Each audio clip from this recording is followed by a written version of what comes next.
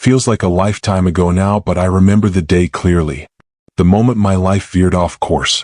It was the kind of day that was supposed to be like any other, but it turned out to be a crossroads, a moment that changed everything. My name is Richard Blake. I'm 45 years old, born and raised in Cleveland, Ohio. I've spent most of my life building from scratch. No silver spoon, no inherited wealth, just years of hard work, countless sleepless nights, and a relentless drive to make something of myself. From a modest beginning in a broken home, I carved my way into the world of business. It wasn't easy. It never is. But I had made it. I had finally reached a place where I could breathe, where I could give back. And then I found her. Anna. A young woman, barely more than a girl, sitting on the cold sidewalk just outside my office building. She looked like she'd been there for days. Dirty clothes, tired eyes, and a stare that said she had no idea what tomorrow held. Something about her caught my attention. Maybe it was the way she looked at me, or maybe I saw something of my younger self in her. The kid who had nothing, no family, no future. I knew what it was like to feel invisible, to wonder if anyone cared enough to change your circumstances. So, I did what I thought was the right thing. I took her in. I gave her a home. A chance. I figured I could show her what it was like to have something to hold on to, someone who wouldn't let her fall. I even gave her a job, bringing her into my business, helping her build a life that she deserved. I believed in her, I really did. It was foolish in hindsight, but I believed. What I didn't know was that the person I was helping would soon become the one who would destroy me. I didn't think it could happen. How could it? She was just a girl who needed help. But somewhere along the way, the line between gratitude and manipulation blurred. I saw the signs too late.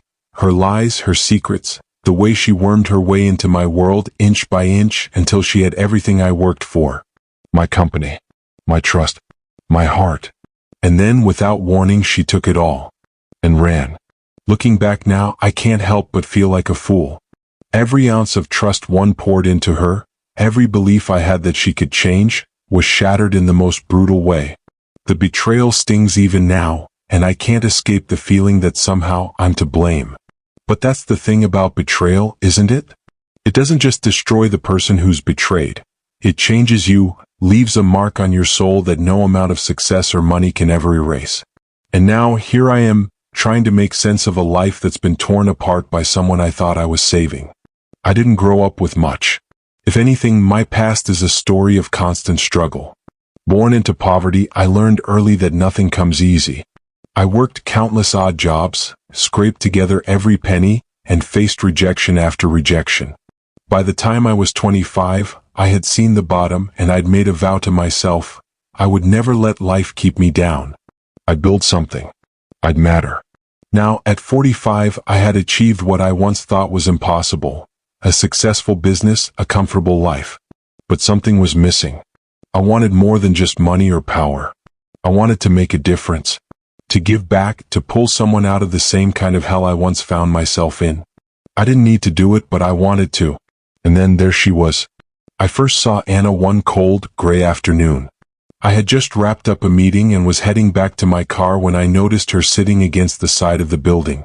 She looked like she hadn't eaten in days, skinny, bruised, and covered in dirt. Her clothes hung off her in tatters, like they had been her only possession for far too long. But it was her eyes that struck me the most, empty, lost, and yet filled with something else, something that mirrored the loneliness I used to feel. I saw myself in her, not the version of me now, but the one who had nothing but hope and the drive to survive. Without even thinking, I approached her. I could tell she was startled, like no one had cared enough to stop in a long time. I offered her food, something warm, something real. She hesitated at first, but I could see the hunger, the exhaustion, the rawness in her face. She was too proud to accept at first, but hunger always wins. I introduced myself, and her name was Anna. She was young, maybe 18 or 19, and had been homeless for months, bouncing between shelters and the streets. Her story was heart-wrenching. Abandoned by her family, her life torn apart by bad decisions and bad luck. I could relate, and something in me couldn't just walk away. I didn't have to help her, but I wanted to.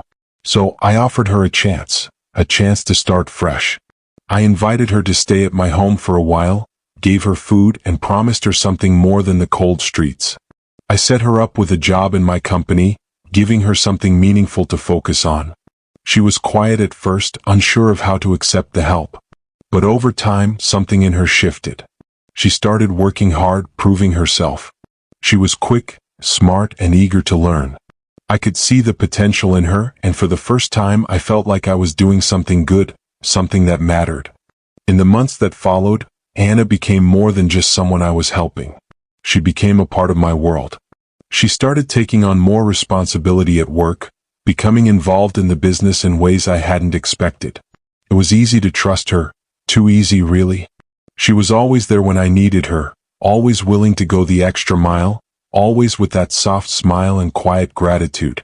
I wanted to believe that she appreciated the opportunity one gave her, that she would respect it, that she would stay loyal. But I never imagined that the same girl I pulled out of the street would someday betray me in the worst possible way. But back then I didn't know. I had no idea. Back then I just thought I was doing the right thing. I thought I was making a difference. And for a while it felt like I was. It didn't take long for Anna to find her footing. In the beginning I gave her simple tasks, just enough to keep her busy while she adjusted to life outside the streets. But it didn't take long before I realized I had underestimated her.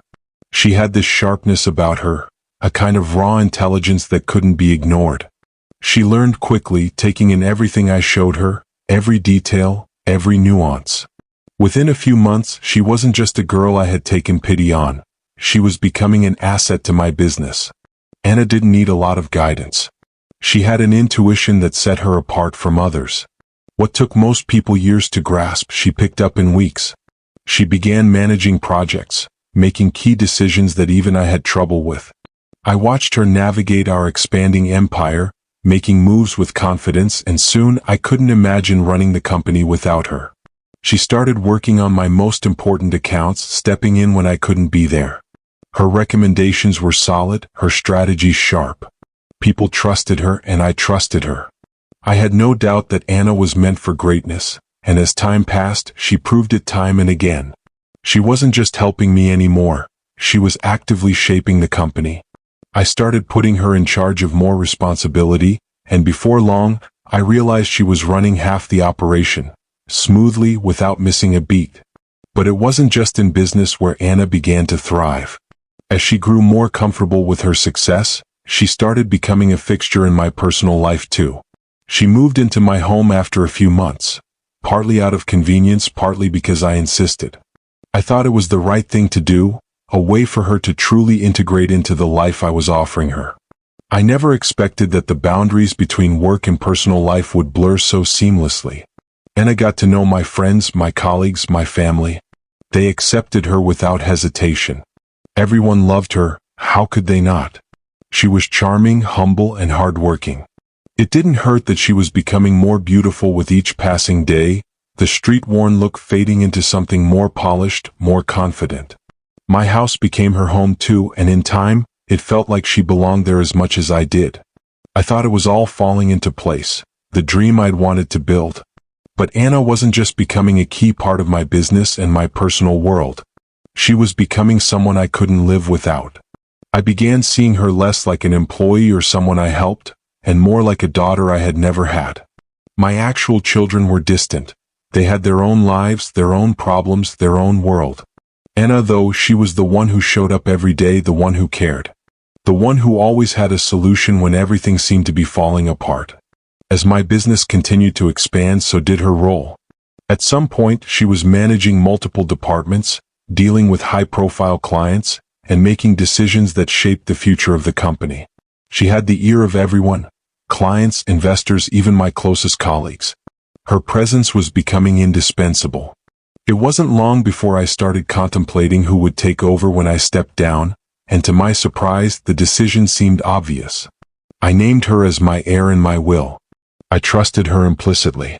She was more than capable. She was, at that moment, everything I had built my life for. I had no doubt she would carry the company forward, keeping it strong and true. It never occurred to me that I was putting everything I had worked for, into the hands of someone who might not have my best interests at heart. With time, I grew more attached to Anna. She wasn't just my employee anymore. She was like family. She became the daughter I always wished I had, the one who would carry on my legacy when I was gone. I began to open up to her in ways I hadn't done with anyone else. There was a comfort in sharing my worries, my dreams, and my plans for the future with her. I confided in her about the pressures of running the business, about the financial decisions I was uncertain about, and the future of my family. She was the one who knew my deepest fears, my hopes, and my struggles. But that was the problem. I was so emotionally invested in her that I failed to see the signs. I believed in her so much, I never once considered that she might have her own agenda. I told her everything, things I never told my closest business partners, things I never told anyone. I trusted her with details that could make or break my future. I thought she cared. I thought she saw what I saw in her, potential, an opportunity to make something out of nothing, to create something lasting. And for a while it seemed like that was true. She played the role perfectly, making me feel like I had done something good by giving her a chance. But trust, real trust, takes time to earn. And I had given it away too easily. I saw her as my heir, my daughter. I never considered the possibility that she might betray me. After all, she had been a part of everything, my rise, my success, my family. But I wasn't the only one watching her rise. She was climbing in ways I couldn't see until it was too late. It started like any other night. The hum of the office phone ringing in the background as I walked in the door, the usual tiredness weighing on my shoulders. I expected the house to be quiet. Anna was usually in her room by then, working late or preparing for the next day. But tonight the silence felt off. I called out for her, my voice echoing through the empty halls. No answer. My heart skipped a beat. It was unlike her to leave without a word, especially after all the years we'd spent together, years of shared goals, shared trust. But there was something in the air that night, something cold, something I couldn't put my finger on. Panic started to set in. My mind raced as I checked the house. Her bags were gone. Her clothes, gone. Her laptop, her phone, gone. It hit me then, that sickening feeling in the pit of my stomach, the realization that something was terribly wrong. I tried to call her. No answer. I started to make calls to the office, to anyone who might know where she was. But then, as if by some cruel twist of fate, I checked the company's financial accounts. That's when everything collapsed. The shock hit me like a physical blow. The company's assets, millions of dollars, had been moved to offshore accounts under Anna's name. It didn't make sense. It couldn't be real. I thought I was seeing things, but the numbers didn't lie. My head spun. Anna, the girl I'd trusted with everything, my empire, my life, had stolen it all. Without a trace, without a word, she was gone. She had disappeared into thin air. As I dug deeper into the accounts, I found more. Much more. Every secret, every lie laid bare in front of me. Anna had been planning this for months. Slowly, she had siphoned money, manipulated people, and played me for a fool. I had trusted her so completely, I didn't even question the small discrepancies, the odd changes in her behavior. She'd been setting herself up for this moment all along. I didn't want to believe it at first. The idea that someone I had cared for, someone I had helped rise from nothing, would betray me so completely was impossible to accept. But the evidence was clear. There was no turning back now. My business, my legacy, was in ruins, and Anna was nowhere to be found. As the days went by, the pieces started to fall into place. Anna had been a master of manipulation, using my blind trust to gain access to people who could help her secure her future. She had secretly convinced several of my closest business partners and even some of my friends that she was the rightful heir to the business. They had bought into her lies, her carefully crafted story that I was mentally unstable, that I was on the verge of retiring, that she was the one who could lead the company forward. I never saw it coming. How could I have? Anna was the one person I thought I could always count on. She made me feel safe, like I could finally rest, knowing that the future was in good hands. But in reality, she was slowly building her own network of power. She had cultivated relationships with people I trusted, had convinced them that I was weak, that I was no longer capable of running the business. The worst part? She had taken my greatest strength, my trust, and turned it into my greatest weakness. As I sifted through the mess she had left behind, I found more damning evidence. Anna hadn't just been stealing money. She had been living a double life. While I had been in the trenches working late into the night, believing in her, she had been buying up property, investing in companies, building a future on my dime. She was preparing to leave me, to abandon me, the second she had everything she wanted. She drained the company of millions, leaving it a shell of what it once was. And all along, she had been working with others to make sure that when the time came, there would be nothing left for me. I felt like I was drowning. The weight of the betrayal was suffocating. Anna wasn't just an employee to me, she was family. She had been the daughter I never had. I had given her everything. I had poured my trust into her, believed in her in ways I had never believed in anyone else. She was my investment in the future, my redemption from the past. Now everything I had worked for was gone. Stolen by the very person I had saved from the streets. The sting of betrayal was sharper than I ever imagined it could be. I kept asking myself how I could have been so blind, so naive. How could I have been so stupid to think that someone like her, who had nothing, wouldn't want to take everything I had? It consumed me. The anger, the heartbreak, the disbelief. But more than that, it was the shame. I was a man who prided himself on seeing through people, on knowing who I could trust. And yet, Anna, someone I had brought into my life to protect and nurture, had used me, played me like a fool. I became obsessed with finding her. Every lead, every scrap of information that came my way, I followed. I spent sleepless nights tracking her, trying to figure out where she had gone, how I could take back what was mine. But as much as I wanted revenge, wanted to see her pay for what she had done, I knew deep down that it wasn't going to fix anything. I couldn't undo the damage. The company was gone. The trust one had built with people, gone.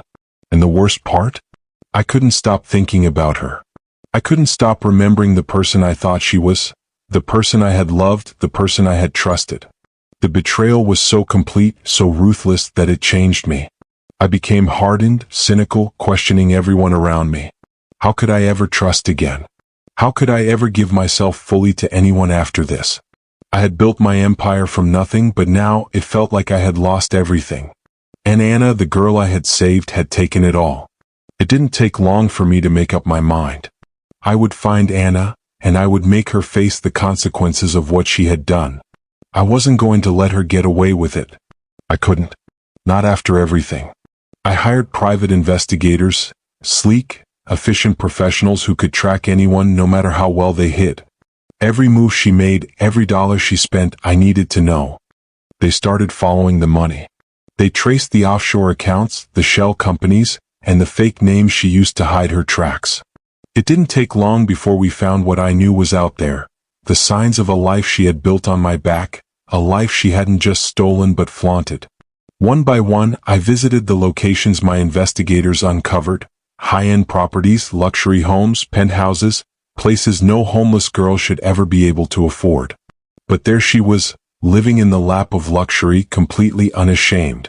I couldn't believe it at first. How could she do this? How could she steal from me, then spend it all so recklessly, so casually? I found her. And when I did, I wasn't going to waste a moment.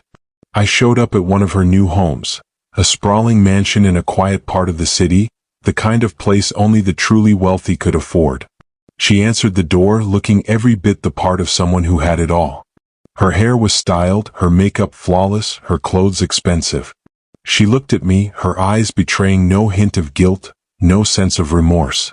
I felt the rage boil inside me as I stepped across the threshold. "Anna," I said, my voice steady, but with a quiet fury behind it. "I know what you've been doing." Her face twisted into a smirk, as though she had been expecting me. "I figured it wouldn't take you long to catch up," she said coolly, stepping aside to let me into the lavishly decorated home. "I thought you were smarter than this, Richard." I couldn't hold back anymore. I laid it all out, the offshore accounts, the properties, the stolen money. I watched her face carefully for some sign of guilt, but all I saw was indifference. Maybe even a touch of amusement. She wasn't sorry. "You never wanted to be saved, did you?" I asked, the words tasting bitter in my mouth. "You never wanted to be part of my life. You just wanted my wealth." Anna didn't flinch. Instead, she tilted her head, looking at me as if I were some foolish man who had finally realized his mistake. "You were just a means to an end, Richard," she said with a cold laugh. "I never asked you to save me. I didn't need saving. I just needed the opportunity, and you handed it to me, on a silver platter." The truth hit me like a freight train, and for a moment I couldn't move. My legs felt weak beneath me, my mind clouded with the weight of what she had said. She was right. In the end, I had given her everything. I had trusted her completely, and now I was nothing but a joke in her eyes. "I don't regret a thing," Anna continued, her voice almost mocking. "I never did. I always knew what I was doing, Richard. You were just too blinded by your own goodness to see it. All that charity, all that trust. You thought I was grateful, but I was just using you. I always planned to take everything from you once I had enough. I didn't need your business, your company, or your money forever. I just needed enough to build my own life." Her words cut deeper than any knife. She had never seen me as anything more than a stepping stone, a means to an end. I wasn't someone who had helped her, someone who had shown her kindness and opportunity. I was nothing to her but a fool. And then, as if to drive the point home, she added, "You were weak, Richard. Weak. You thought I needed you. But it was you who needed me. Your weakness, your blind trust, allowed me to take everything you had." In that moment, the world around me seemed to collapse. The man I had been, the one who had built everything with his own hands, the one who had trusted in people, who believed in the goodness of others, was gone. What was left was nothing but the bitter taste of betrayal. I stood there, trying to hold on to some shred of dignity, some piece of myself that hadn't been destroyed. But the truth was too much. The anger, the heartbreak, the overwhelming sense that I had been played, not just by Anna, but by my own need to believe in people. I took a step back, my hands trembling. There was nothing left for me here. Nothing to gain. I had no words. What could I say? No amount of confrontation would change the fact that Anna had won. She had everything. She had taken my trust, my company, my future, and she had used it all to build her own empire. The anger that had burned in me for so long was replaced by something else, a hollow, empty feeling that I couldn't shake. I realized then that no matter what I did, no matter how hard I fought, I couldn't undo the betrayal. I could never take back the trust one had given her. I could never recover the life I had built. And so I walked away. My heart heavy, my spirit crushed. Anna had taken everything. And I was left with nothing but the bitter taste of loss. After that confrontation, after the last words were spoken and Anna was gone, I had to make a choice. I could either drown in the aftermath of her betrayal, wallowing in anger and regret, or I could start picking up the pieces of my shattered life. It wasn't easy. It felt like my world had crumbled and I was left with nothing but the rubble. I chose to fight back, not for revenge but for control. I took legal action to regain what was mine. The company, the wealth, whatever remnants of my reputation I could salvage. It was a slow process, and there were battles to be fought on many fronts, financial, legal, and personal. But I did it. I rebuilt piece by piece. The company recovered. The money flowed back in. I made sure no one would question my ability to rise from the ashes. But there's something you can't recover. You can't fix trust once it's broken. You can't go back to the person you were before the betrayal. I learned that the hard way. I was financially whole again, but emotionally I would never be the same.